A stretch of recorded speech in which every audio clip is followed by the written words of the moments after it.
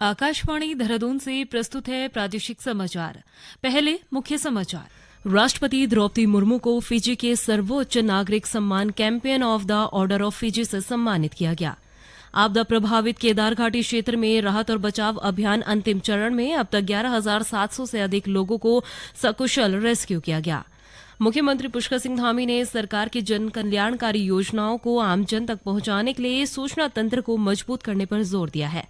और प्रदेश में स्वतंत्रता दिवस की तैयारियां जोरों पर। सरकार ने हर घर तिरंगा अभियान की गतिविधियों के अनिवार्य डॉक्यूमेंटेशन करने के निर्देश दिए। नमस्कार, दोपहर समाचारों के साथ मैं प्रियंका मलिक और अब समाचार विस्तार से।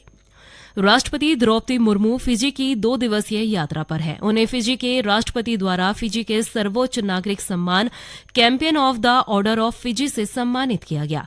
राष्ट्रपति द्रौपदी मुर्मू ने फिजी की संसद को संबोधित करते हुए दोनों देशों के बीच जारी 75 वर्षों के राजनयिक सहयोग को याद किया। राष्ट्रपति द्रौपदी मुर्मू और फिजी के प्रधानमंत्री सितिवेनी राबुका ने फिजी में सुपर स्पेशलिस्ट हृदय रोग अस्पताल और सुवा में भारतीय उच्च योग कार्यालय और सांस्कृतिक केंद्र परियोजना के दस्तावेज औपचारिक रूप से सौंपे जाने के आयोजन की अध्यक्षता की। ये दस्तावेज फिजी में भारतीय उच्चायुक्त पीएस कार्तिकेयन को सौंपे गए हैं। केदार घाटी में रेस्क्यू अभियान छठे दिन भी जारी है। जिला प्रशासन के अनुसार अब तक 11,700 से अधिक श्रद्धालु और स्थानीय लोगों को सकुशल रेस्क्यू किया गया है। आज लगभग 150 स्थानीय लोगों को श्री केदार से भीमबली के लिए एनडीआरएफ और एसडीआरएफ की देखरेख में रवाना किया गया। जंगल चट्टी से भी 161 लोगों को एनडीआरएफ ने चीरबासा पहुंचाया। रुद्रप्रयाग से हमारे क्षेत्रीय संवाददाता ने बताया कि सेना द्वारा सोनप्रयाग में मंदाकिनी नदी पर बनाए गए पैदल पुल का निर्माण पूरा होने से रेस्क्यू और राहत कार्यों में बड़ी राहत मिली है। आज केदार घाटी में मौसम ठीक नहीं है, जिससे विजिबिलिटी बाधित होने के चलते हेली सेवाओं से भी अब तक रेस्क्यू शुरू नहीं किया गया। केदार घाटी में सड़क और पैदल मार्गों के पुनर्स्थापन का कार्य तेजी से किया जा रहा है। विभिन्न स्थानों पर पीडब्ल्यूडी की टीम की निगरानी में पैदल यात्रा मार्ग का निर्माण कार्य शुरू कर दिया गया है। वहीं राष्ट्रीय राजमार्ग सोनप्रयाग से गौरीकुंड के बीच भी वॉश आउट एरिया और अन्य क्षतिग्रस्त मार्गों पर कार्य शुरू हो चुके हैं। सीमा सुरक्षा बल बीएसएफ के अतिरिक्त महानिदेशक अनुराग गर्ग ने कल नई दिल्ली में पहली महिला पर्वतारोहण टीम को उत्तराखंड स्थित माउंट मुकुट पूर्व से अभियान के लिए रवाना किया है। 12 महिला पर्वतारोहियों का ये दल 23,392 फीट ऊंचे मुकुट पूर्व की चोटी पर चढ़ाई करेगा और वहां राष्ट्रीय और सीमा सुरक्षा बल का ध्वज फहराया जाएगा। कार्यक्रम के दौरान श्री गर्ग ने कहा कि ये पहली बार है जब महिला पर्वतारोहियों का दल 23,000 से 24,000 फीट की ऊंचाई पर चढ़ाई करेगा। उन्होंने कहा कि बीएसएफ कई सालों से पर्वतारोहण को बढ़ावा दे रहा है और बल के कई सदस्यों ने राष्ट्रीय पुरस्कार भी जीते हैं। प्रदेश सरकार पूर्व सैनिक और सैनिक विधवाओं के आश्रितों के लिए छात्रवृत्ति अनुदान राशि में बढ़ोतरी करेगा। मुख्य सचिव राधा रतूड़ी ने उत्तराखंड सैनिक पूर्व अनुवास संस्था की कार्यकारिणी समिति की अध्यक्षता करते हुए इस प्रस्ताव पर सहमति दी है। ये बढ़ोतरी जेसीओ रैंक तक के पूर्व सैनिक और सैनिक विधवाओं के आश्रितों के लिए की जाएगी। नए प्रस्ताव के तहत 11वीं और 12वीं कक्षा के बालकों को प्रतिवर्ष 6,000 रूपये और बालिकाओं को 8,000 रूपये दिए जाएंगे। स्नातक कक्षाओं के बालकों के लिए 8,000 रूपये और बालिकाओं के लिए 10,000 रूपये की छात्रवृत्ति तय की गई है। इसी तरह ये छात्रवृत्ति स्नातकोत्तर कक्षा, चिकित्सा, इंजीनियरिंग और कानून की शिक्षा के लिए भी दी जाएगी। मेधावी छात्र अनुदान के तहत भी धनराशि को बढ़ाया जा रहा है। मुख्य सचिव ने नॉन पेंशन भोगी पूर्व सैनिकों और उनकी विधवाओं का आकस्मिकता अनुदान 25,000 रूपये प्रति वर्ष करने पर सहमति दी है। बैठक में राज्य के शहीद सैनिकों के आश्रितों को 10 लाख रुपए अनुदान देने और पूर्व सैनिकों की मृत्यु होने पर उनके आश्रितों को अंतिम संस्कार के लिए 10,000 रुपए अनुदान दिए जाने के प्रस्ताव पर भी सहमति दी गई है। ये समाचार आकाशवाणी के देहरादून केंद्र से प्रसारित किए जा रहे हैं। ताजा समाचार के लिए आप हमारे सोशल मीडिया एक्स व Facebook page Akashvani news Uttarakhand को फॉलो कर सकते हैं। साथ ही ये समाचार हमारे YouTube channel Akashvani news Uttarakhand पर भी उपलब्ध हैं। मुख्यमंत्री पुष्कर सिंह धामी ने सरकार की जन कल्याणकारी योजनाओं को आमजन तक पहुंचाने के लिए सूचना तंत्र को मजबूत करने पर जोर दिया है। उन्होंने कहा कि आधुनिक तकनीक के प्रयोग से सोशल मीडिया और यूट्यूब माध्यमों का भी अधिक से अधिक प्रयोग किया जाएगा। मुख्यमंत्री ने देहरादून में सूचना विभाग की समीक्षा बैठक में ये निर्देश दिए। श्री धामी ने कहा कि विभाग की ओर से कार्यों में तेजी लाने के लिए ई फाइलिंग प्रणाली का पूरा उपयोग करना होगा।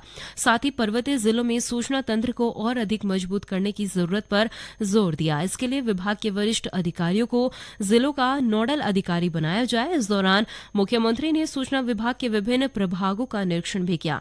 उन्होंने पत्रकार कल्याण कोष के लिए कॉर्पस फंड की धनराशि 5 करोड़ से बढ़ाकर 10 करोड़ करने की घोषणा की। मुख्यमंत्री ने पत्रकारों के लिए ग्रुप इंश्योरेंस लागू करने के संबंध में विभाग को परीक्षा करने तथा तहसील स्तर तक पत्रकारों को मान्यता प्रदान करने के लिए व्यवस्था बनाने के भी निर्देश दिए हैं। मुख्य सचिव राधा रतूड़ी ने जिलाधिकारियों को स्वतंत्रता दिवस पर हर घर तिरंगा अभियान की सभी गतिविधियों के अनिवार्य डॉक्यूमेंटेशन करने के निर्देश दिए। साथ ही 15 अगस्त तक हरेला के तहत निर्धारित 50 लाख पौधरोपण के लक्ष्य को पूरा करने को कहा गया। स्वतंत्रता दिवस से एक सप्ताह पहले सभी जिलों में स्वच्छता अभियान चलाया जाएगा। इसके साथ ही हर घर तिरंगा अभियान में प्लास्टिक के झंडों का उपयोग न करने के निर्देश दिए हैं। उन्होंने झंडों के निर्माण व आपूर्ति में महिला स्वयं सहायता समूह की सहायता लेने के लिए कहा। मुख्य सचिव ने कहा कि तिरंगा श्रद्धांजलि के तहत स्वतंत्रता सेनानियों और उनके परिवारों को सम्मानित किया जाएगा। साथ ही हर घर तिरंगा कार्यक्रम स्थलों पर तिरंगा कैनवास लगाया जाएगा, जिसमें लोग स्थानीय भाषा में हर घर तिरंगा या जय हिंद लिख सकेंगे। इसके साथ ही 12 अगस्त को युवाओं को विकसित भारत के तहत नशे से मुक्ति की शपथ दिलवाई जाएगी। चंपावत जिले के होली पीपराती में नेशनल एप्पल मिशन के तहत लगाए गए बागानों से जिलाधिकारी नवनीत पांडे ने तुड़ाई कार्यक्रम का औपचारिक शुभारंभ किया। होली पीपराती में 108 सेब बागानों में सेब की पैदावार हो रही है। सेब बागानों के निरीक्षण के लिए जिलाधिकारी ने कहा कि एप्पल मिशन के तहत जिले में ये पहला प्रयास है। कोरोना काल में रिवर्स पलायन के बाद 3 साल की मेहनत अब रंग लाई है।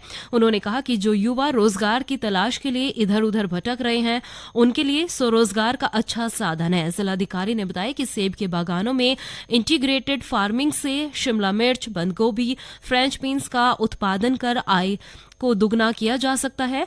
नगलिटिया सेब बागवान के लिए सेब उत्पादक हेमंत ने बताया कि कोरोना काल में उन्होंने उद्यान विभाग के सहयोग से इस सेब बागान का निर्माण कराया और 3 साल में ही ये अच्छा फल देने लगा है।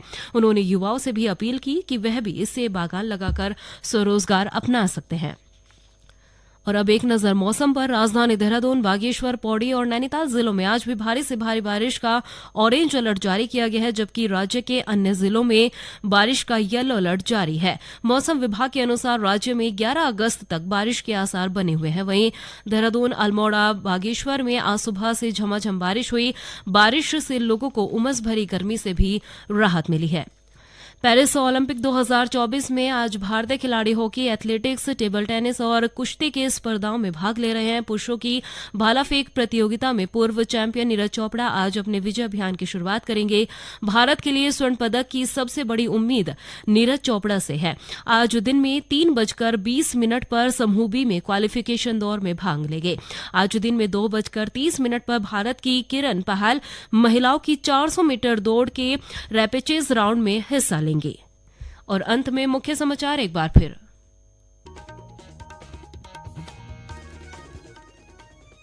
राष्ट्रपति द्रौपदी मुर्मू को फिजी के सर्वोच्च नागरिक सम्मान champion of the order of Fiji से सम्मानित किया गया।